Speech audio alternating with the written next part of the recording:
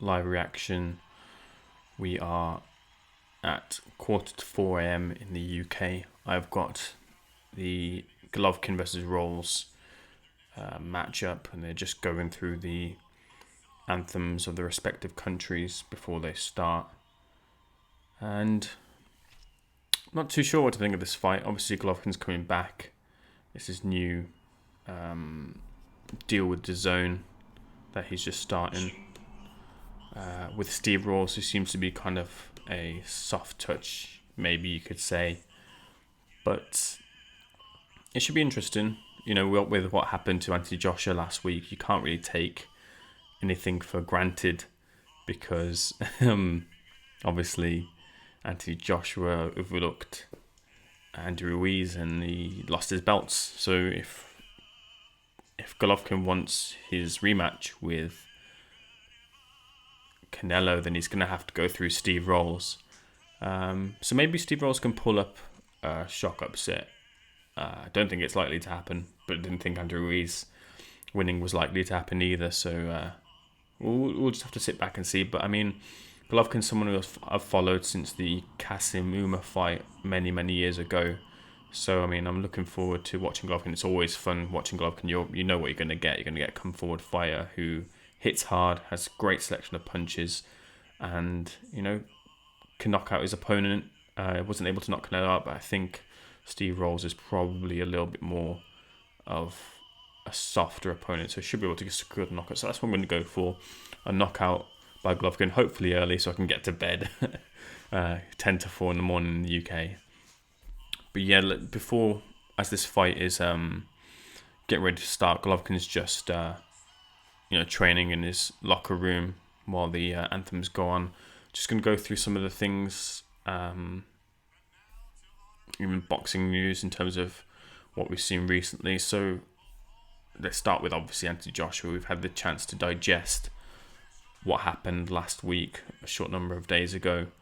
Anthony Joshua got knocked out. He was stopped by the referee after Ruiz hit him with a number of shots. It was stopped in the 7th round, but the damage was done in the 3rd when Ruiz clipped him with a left hook right to the ear, messed up his equilibrium, and Joshua was never able to recover. And I think obviously you guys already know that already, but what I wanted to go through while also waiting for this fight to start is some of the conspiracy theories regarding Joshua's performance.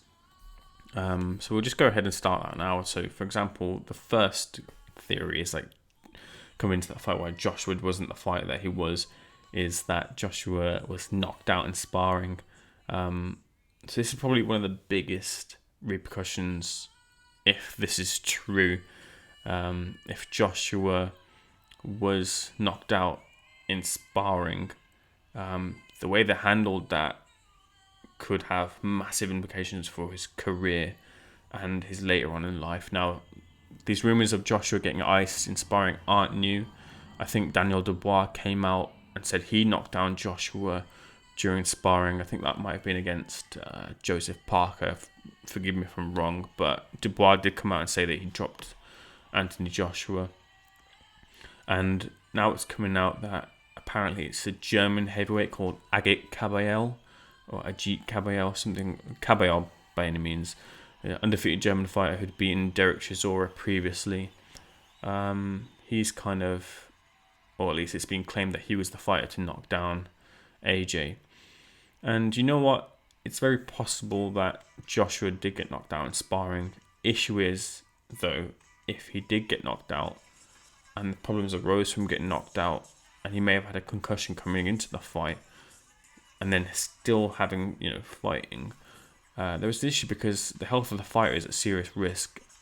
And not only do you potentially shorten your career in boxing, potentially your quality of life and your life after boxing.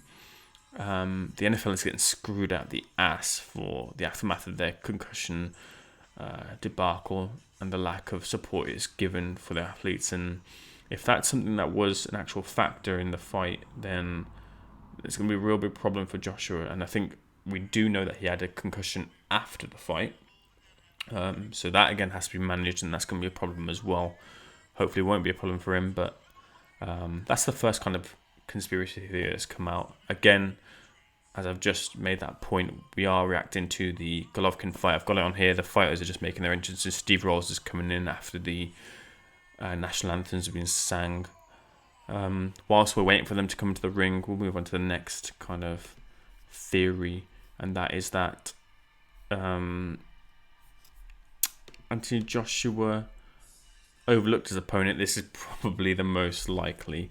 I think everybody overlooked Andy Ruiz Jr. So I think this definitely happened. Listen, Ruiz Jr. looks like the fighters that Joshua faced in his formative years, getting those wins under his belt, a la Matt Skelton, or kind of, these journeyman kind of fighters. I mean, I saw him fight Matt Skelton. Matt Skelton was a shell of the former Matt Skelton, who wasn't great in the first place. But you have to look into Ruiz Jr. more and realise he has a really good amateur career, amateur record, and he's fast as hell and can bang. And I think Joshua came in, thought he could probably rely on what he already knew, and although really Ruiz Jr. and a lot of people did with Ruiz Jr. and I did too, but that type of complacency at this level of boxing will cost you, and it cost Anthony Joshua his belts, and everything else that comes with it, and it sure did.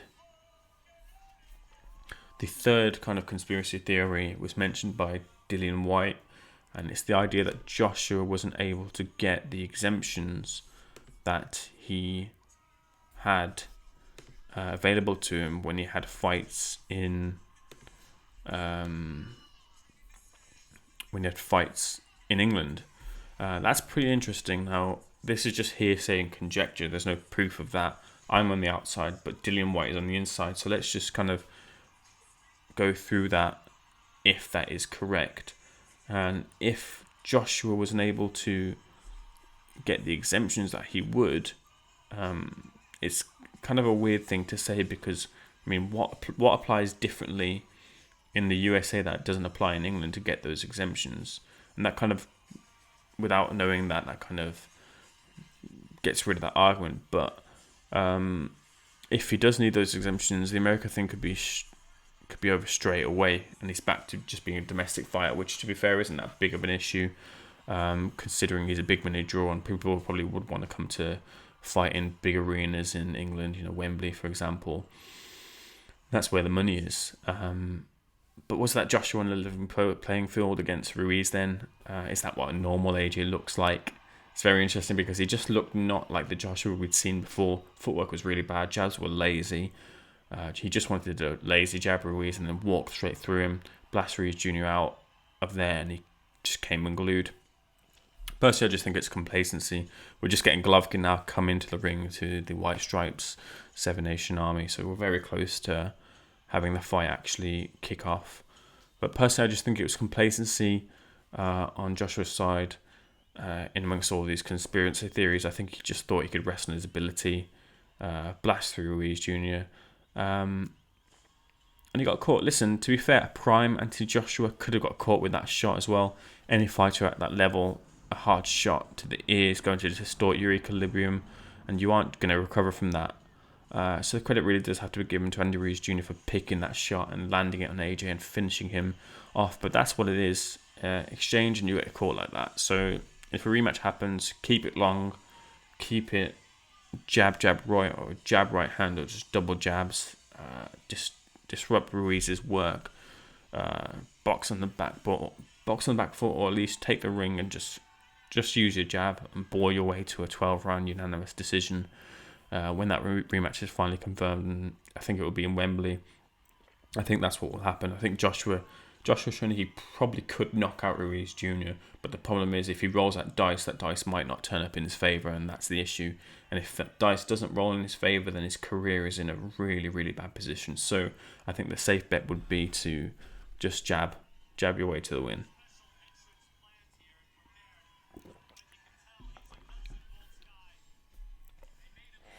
Golovkin is now making his walk to the ring. The fight should start hopefully in the next 10 minutes. And I'll give you my reaction to that fight. I won't be showing the fight, so if you're here to, watch the fight through YouTube, that's not what I'm doing. But yeah, if you're new here, I'm starting to do live streams, which is going to be quite a regular thing, I think. I do other YouTube videos. I look kind of at the funnier side of boxing or the weirder side. I like to put in some memes in. I think everyone's got the kind of interviews and podcast things covered. There's some great boxing podcasts. For example, the Boxing Asylum. I do recommend you go check them out because they're brilliant. That's the Boxing Asylum, as well as Taylor the Tape Boxing. They're really good. So they're called Taylor the Tape, sorry. And they cover boxing as well. They're really good listen. But yeah, it's going to be a very long few months for Anthony Joshua. He'd have to go back to the drawing board. I think he keeps his trainers and things. I think you can see me in my live stream if you've watched it. I was very kind of shocked, very in the moment, very raw. So I was very much in disbelief and thinking kind of, wow, there's going to have to be a lot to change. But maybe that's not the case. Having had the dust settle, after having watched it back, yes, Joshua was really sloppy. But to be honest with you, the punches that got him were punches any fighter could have, got in an exchange or received in an exchange. So it's all credit to Ruiz Jr. Don't overlook him the next time. So Golovkin, as this fight is about to start, don't really know too much about Steve Rolls, but I've watched every single fight of Golovkin's ever since Casemiro, as I said earlier. Just something about his ability that I saw in him and what he was doing that I thought I really liked about him. He wanted to come forward the Mexican style. I took instantly to it. He's one of the fighters that got me back into boxing, to be fair. Hopefully he's able to avoid any potential slip-ups. I don't know a lot about Steve Rolls. I've checked his box rec. It doesn't look very spectacular at all. I watched his fight against, is it Keandre Leatherwood?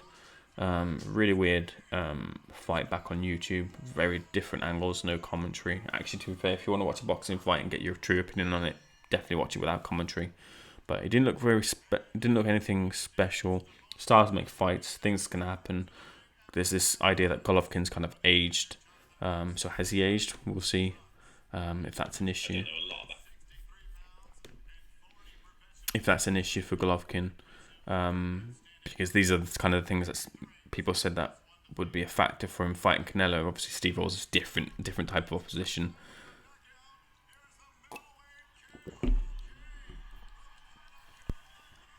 But yeah, we'll learn more about Rolls after this fight and during this fight. We'll see, if he's got a career at the high level, if you can compete with him, maybe take it to a decision.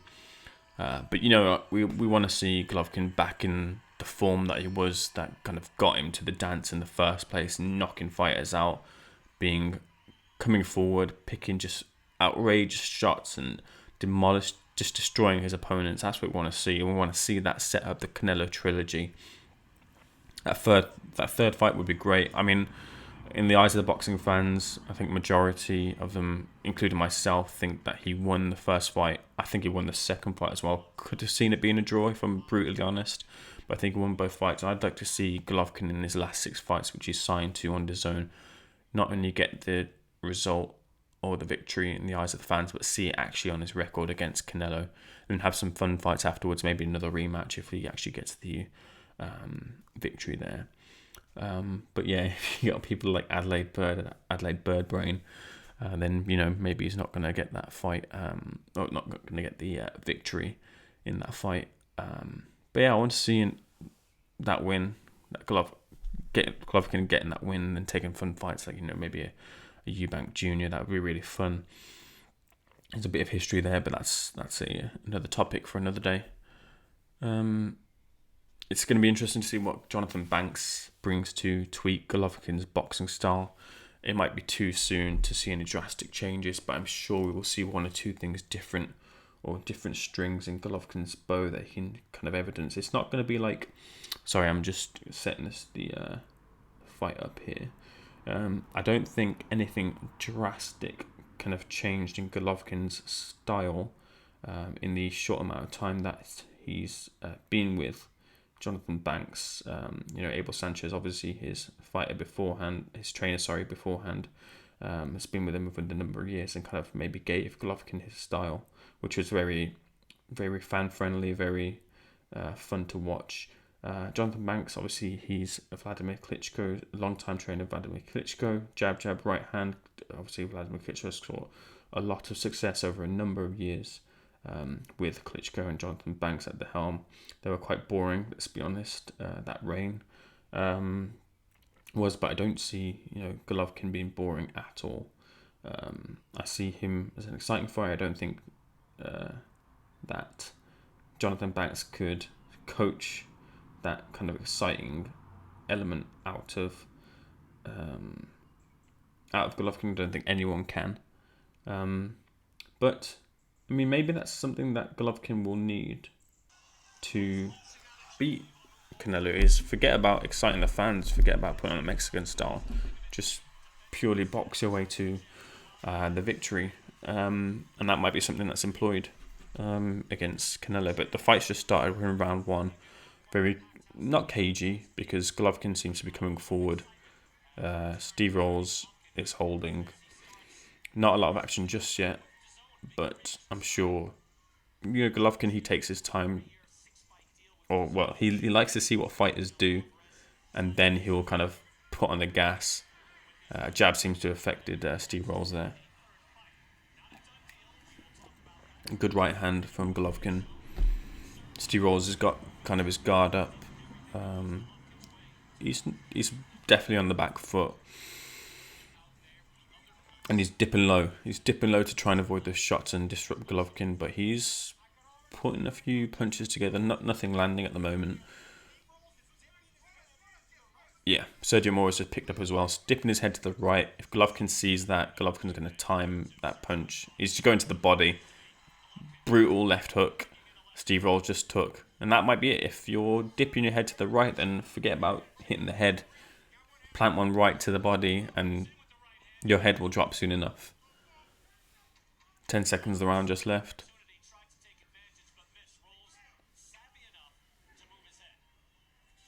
Good jab from Rolls there at the end of the round.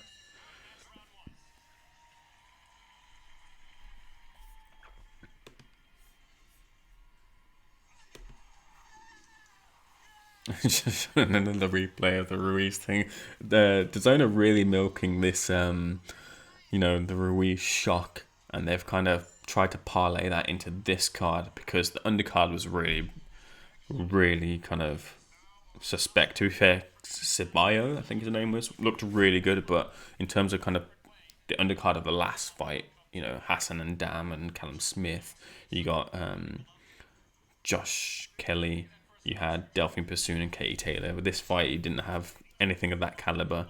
So they've kind of tried to ride that kind of goodwill, or at least that exciting will of seeing something like that into this fight. And realistically, probably, Golovkin's going to be a lot more focused and not going to make that mistake. But, I mean, there's always that risk there.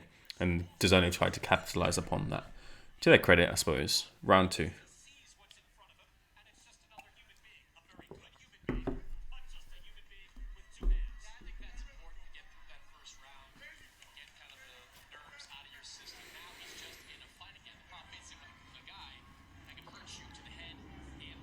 Very standoffish. Steve Rolls doesn't seem to want to engage. Good couple of body shots from Steve Rolls. Another good body shot.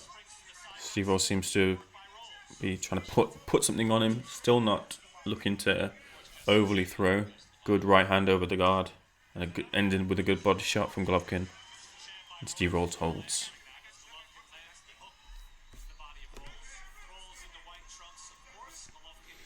Again, if you're watching, if you're new to the channel, please do drop a like on this stream. Subscribe to the channel. There's a lot more boxing content coming along the way, a lot more live streams as Golovkin whips in some body shots. We have a lot more coming in this channel. I hope you'd be a part of it. On the road to 100 subs, so it'd be great if you'd come along for the ride.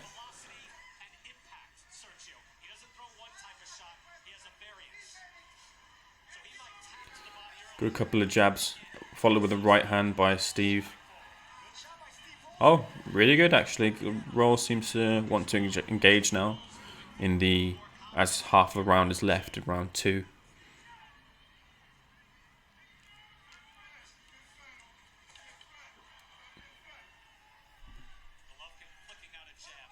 Ooh, left kind of bothers Steve. But Steve wants to fight back, which is good. It's peppering now. Steve's getting peppered with a number of shots. Some of them are covered up, but Golovkin's really wanting to catch Steve with the left hook. Oh, great shot by Steve. Brilliant shot by Steve Rolls. I didn't see what it was. I think it was a right hand. Steve looks capable. I think Golovkin's still going to steamroll him, but Steve looks here to fight. A great uppercut on the right hand.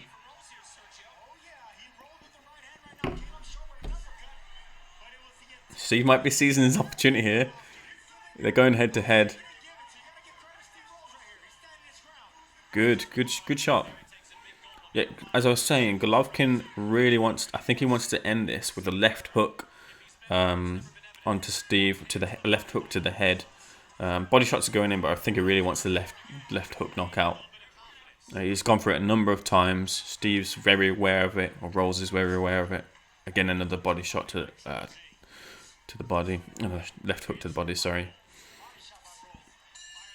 Good round by Steve Rolls. I think he lost the round, but I think that was a very promising round for Steve to show that he can have some success. I mean, Golovkin's hittable. Golovkin relies on his power. He's got a granite chin, but he's very hittable because he wants to be hit, so he can seize the opportunity that when you leave your hands down or you don't return your hands back to defend yourself, Golovkin's there to then capitalize and hit you with those counter punches. So I think part of that is Golovkin wanting that. I think he doesn't think he can get hurt by Steve. But Steve, he knocked Golovkin's head back here. We were seeing the replay. So it's a jab and then a right hand, which hits the top of the head. And it's a left hook, which really knocks Golovkin's head a couple of inches closer, maybe centimeters. That could be another equilibrium shot that we saw earlier. Last week, sorry. I just missed the jab. I think it was a jab that knocked Golovkin's head back as well. So a couple of eye-catching landing shots from Steve Rolls, which is very promising. So we'll see how Golovkin reacts and how Steve tries to capitalize upon that success he's just had. Round 3 has just started. Yeah, Steve's looking a bit more confident here.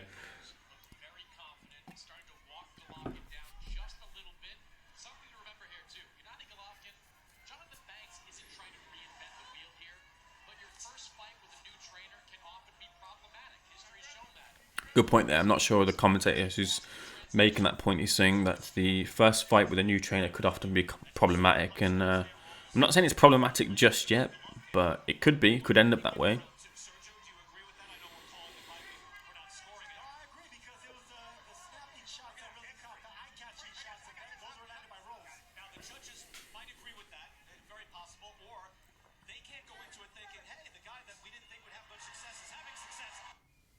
Golovkin putting in some work.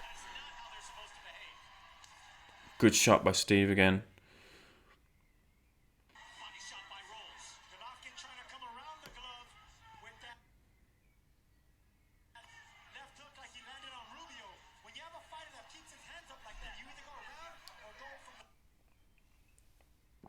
We're just having a bit of a disruption. Hopefully this should sort itself out.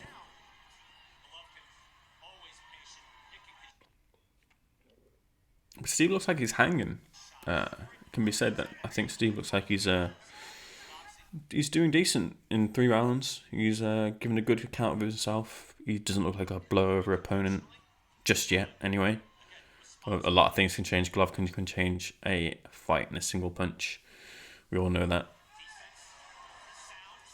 Ooh, he's caught him there. Golovkin caught Steve Rolls there. Steve Rolls is swinging and Golovkin was able to catch a nice punch in.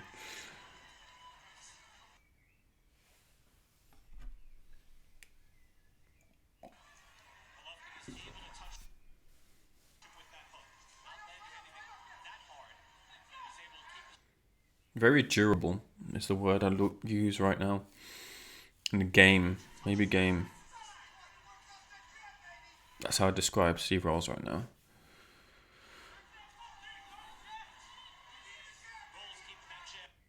Having a couple of problems, but it will sort itself out, I'm sure. I'll in between rounds, I'll do a little refresh if necessary.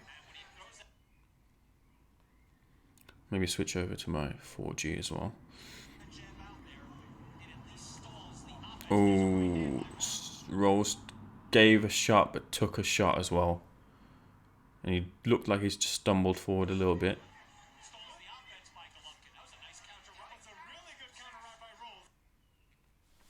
The commentary team seemed to think that it was Steve who got the better of that exchange.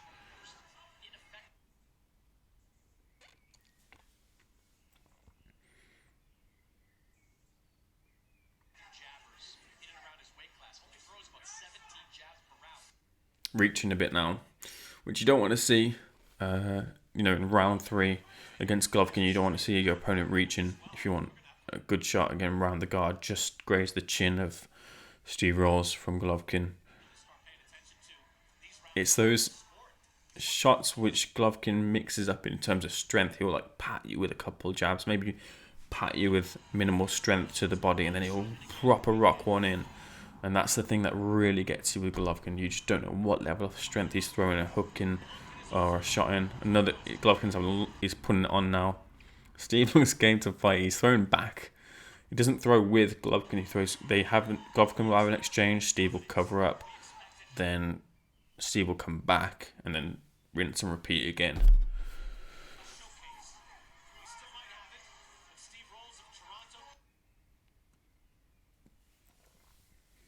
It's a massive step up for him.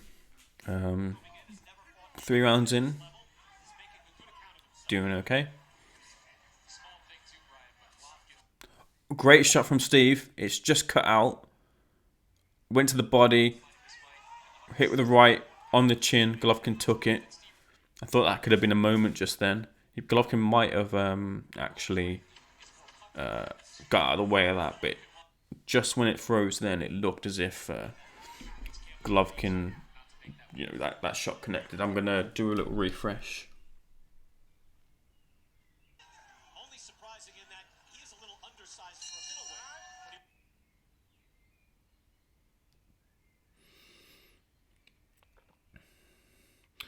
As I'm doing this refresh, don't forget to, again, like and subscribe to the channel. You're watching Take Aim's live stream. It's 4:15 in the morning, so I'm a little bit tired. So do forgive me if I'm not the most energetic, but do subscribe to the channel. There's a lot more boxing content along the way. A new series, which a series of videos I'm excited to be bringing out, which is starting very soon. I can't wait to bring to you. I'm just in the process of editing it. It's taken quite a while, but I should have a sort of trailer video starting that can get out soon to give you an idea of what it is. But I'm excited to go back to watch the episodes and things of what it is I'm going to be bringing to you, and bringing my twist and ideas on what I'm seeing. We're back on. It seems to be replaying the end of round 3. So we'll probably be a bit delayed in terms of our reaction, but that's fine. That's not an issue. I get to probably see that shot again from Steve Rolls to see if it actually connected on Golovkin's chin, or if Golovkin actually managed to get out of the way.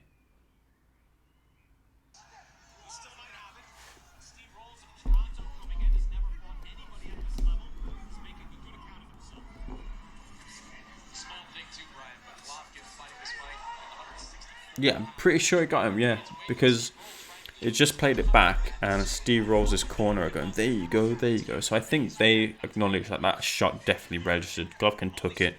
Golovkin is just a master of taking shots, because you never know if he's buzzed. He's got such a great poker face. So if you ever think you'd probably see Golovkin hurt, you'd never know. Unless it's like an obvious, chicken dance, Amir Khan style or Joshua style. But you'd never actually know if you'd actually hit Golovkin with a shot that hurt him. At least we haven't seen that just yet.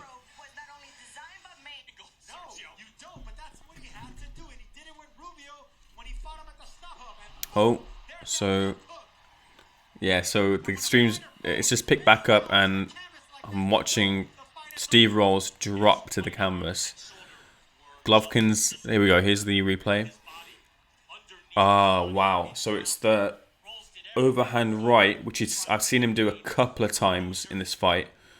He'd missed quite a few times, but it's the overhand right a la Rubio, I think Sergio Mora said. The one that kind of corkscrews itself down, and it just absolutely buzzed Steve Rolls.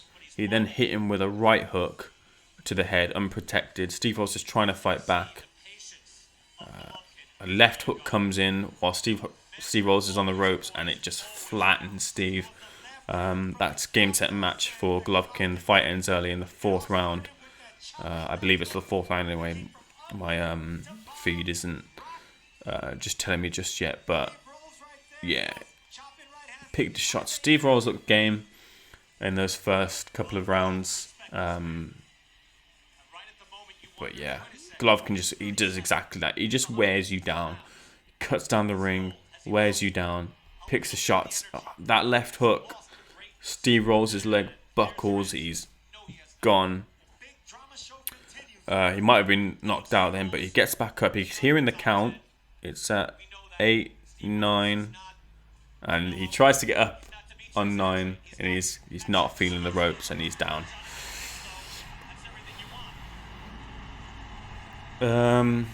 Not the most impressive performances from Golovkin. Still very impressive. It's probably in the nature of the opponent, as well as kind of. It's with Golovkin, I suppose. Maybe I can't say it's not that impressive, because Golovkin tends to generally start feel you out kind of thing. So maybe that was part of it. But I mean, I suppose maybe if you think of it this way, feels you out, and as soon as he felt and sussed Steve Rolls out, he just destroyed him. So I mean, maybe it is just ever as impressive as Golovkin has ever been. So yeah, it doesn't really tell you a lot, this fight. But Golovkin gets the victory. No slip-ups as DAZN have been trying to milk in the potential of happening a la Anthony Joshua.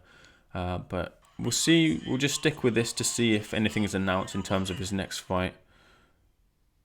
It's that referee. The referee's got the Tevin Farmer eyes.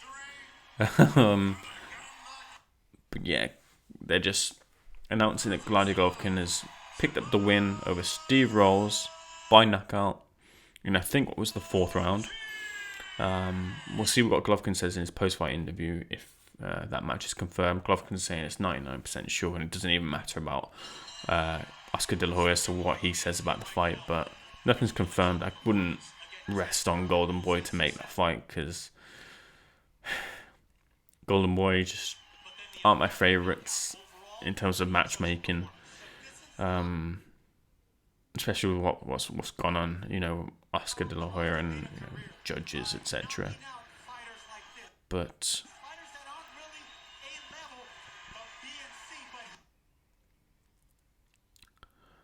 yeah, Golovkin,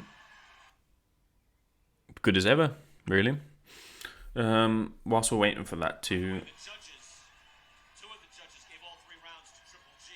Oh, so the judges had Triple G in ahead all 3 rounds. Round 2 was given by one judge to Steve Rolls. So I mean, there you go. There was a little bit of game in Steve. Round 2 was the round in which Steve had landed quite a few of those punches, as I remember saying. Yeah, maybe I said he was durable. I guess he wasn't durable at all. He took quite a number of shots. They're not going to the interview just yet. We're waiting for that. Golovkin landed 48 punches to Steve's 25. Golovkin threw 115 in comparison to Steve Rolls' 104, with Golovkin's connect percentage of 42% in the inverse of numbers of Steve Rolls' 24%. So here's the post-fight interview.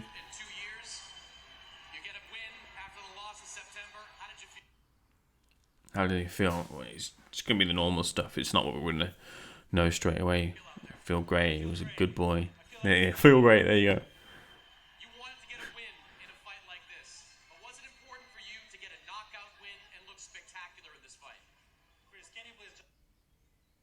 Oh, please just what?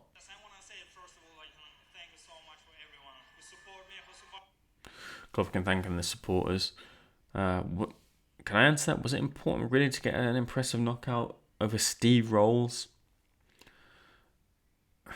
If there are any doubts about Golovkin aging, maybe him not taking a load of shots. He took a few, but not making it a competitive fight against Steve Rolls. That needed to happen to maybe dispel some of those doubts. But those doubts are still going to be there. You're not going to dispel those against Steve Rolls, really. Let's be honest. So it doesn't really prove anything at all, to be honest with you. It's not really impressive. First, coming out and maybe with the first punch you land on him, or the first punch of the fight, knocking him out, would be impressive. Maybe something, Deontay Wilder and Dominic Breazeale style, even though you're up against someone you should beat, is impressive. It will go around on Instagram. The casuals will pick it up and, be impressed by Golovkin, but nothing really overly impressive. This is not loading. Let me see if I can get it back up. Again, whilst I'm trying to sort the feed out, please do like and subscribe to the channel.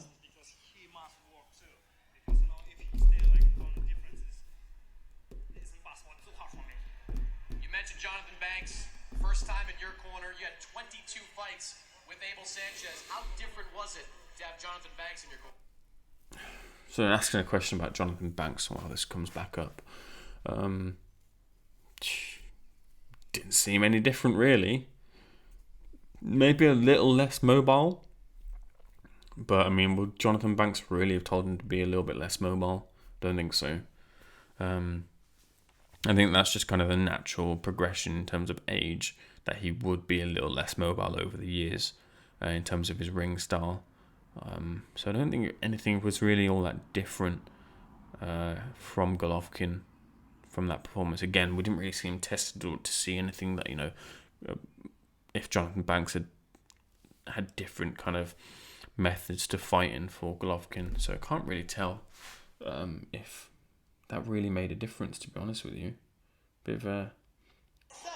with the right hand and that 1-2-1 that he threw. But ultimately he was getting time by the stronger... From Toronto, Ontario, Canada, here's the knockout that he needed to get that trilogy and that fight with Canelo. And look, the shot that started it all, we really have to point to Triple G's absurdly high... Here we go, so we're seeing it in real time. Yeah, it's a great punch. He tried it earlier in one of the rounds. I can't pick out the round it was, but I remember seeing it. I remember seeing it either graze or just miss totally. So it's good to see that there's like that callback for Golovkin fans. If you watched him, he's not, that punch wasn't just one and done. It's still there. He wants to bring it out of his repertoire. That punch right to the top, brilliantly inventive punch. Don't know if it does damage to your own hand, but he threw it a number of times. And it only needs to get through that once. How do you defend that? How do you defend, if your guard is up here, how do you defend a punch to there?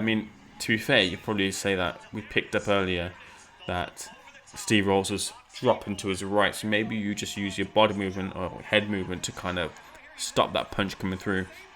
But once that punch landed through, Steve Rolls, he was affected by it, tried to get back to the ropes and fight back. Left hook on the chin, drops him. He's hurt.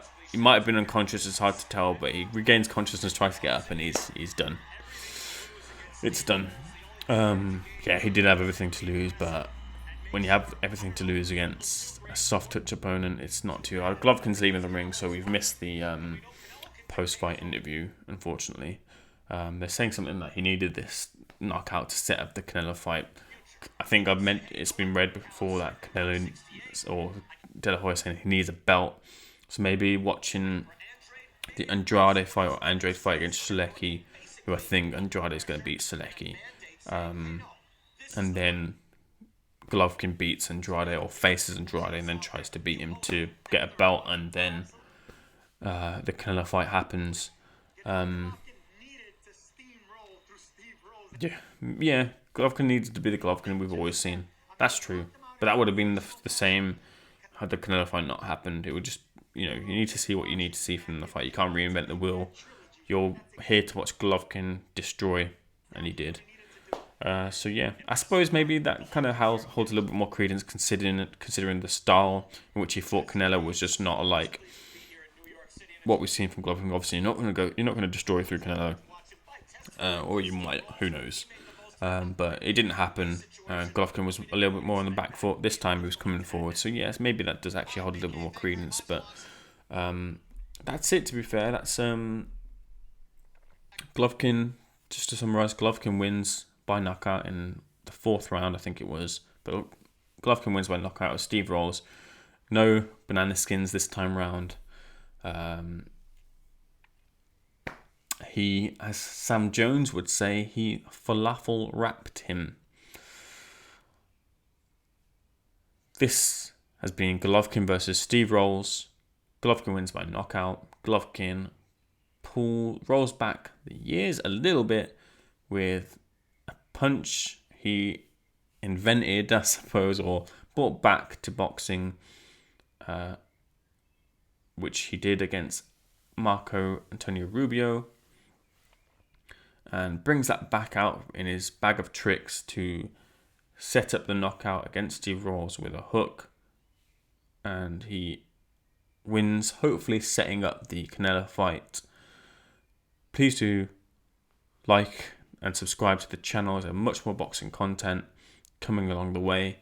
I should have a video out very soon to kind of announce or put out what it is that I'm working on. But if you've watched boxing like I have, you should have seen this series, and it's a really fun series for boxing fans.